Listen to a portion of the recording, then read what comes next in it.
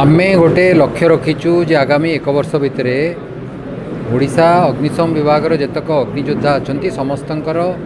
शारीरिक दक्षता व फिजिकल फिटनेस इंप्रूव करूँ से जो कार्यक्रम चली तारी अनुसार तार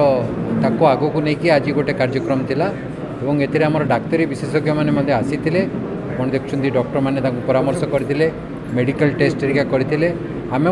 विभिन्न प्रकार उपदेश देचु और आम उद्यम करूँ जे आगामी एक वर्ष भितर केमती फिजिकल फिटनेस समस्त रोहू कारण यहाँ गोटे बड़ समस्या आमपाई होकर जन्म नहीं आम उद्यम करूँ समाधान कर देखु गोटे जिनस हूँ सत्य हूँ आमे समस्ते सुस्थ रहिबो यह आमर अधिकार जो अग्निशम विभाग अग्नियोद्धा माने अछंती जो मानकर दायित्व होची आमे समस्ते विपद समय केमती सुरक्षा रही पारिबो से माने समस्ते सुस्थ रहिबा दरकार। तेणु आज आमे कौन करिछु गत काली आरंभ करिछु समस्त को स्वास्थ्य अवस्था को परीक्षण करुछु परीक्षा करुछु देखुछु से मानकर हार्ट केमती अछि किछि मेटाबॉलिक डिजीज अछि कि नाही ताकर लिवर केमती अछि उद्देश्य होची से माने केमती सुस्थ रही पारिबे और से माने सुस्थ रहिले आमर सुरक्षा मध्य से माने जो सर्विस रे अछंती करि पारिबे। गोटे उदाहरण देबी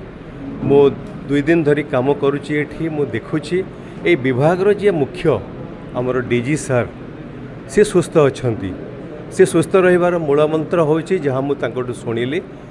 होची हेल्दी डाएट एवं हेल्दी लाइफस्टाइल। जदि परिवार रो मुख्य सुस्थ अछंती तेणु परिवार रो सदस्य समस्ते सुस्थ रहिबा दरकार और एटा भी सत्य जदि मु हेल्दी डाएट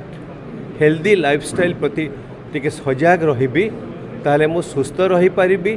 90% पर्यंत मते रोग हबो नहीं 30% रु बेसी कैंसर मते हबनी मते कोनसी मेटाबॉलिक डिजीज मते हबो नहीं।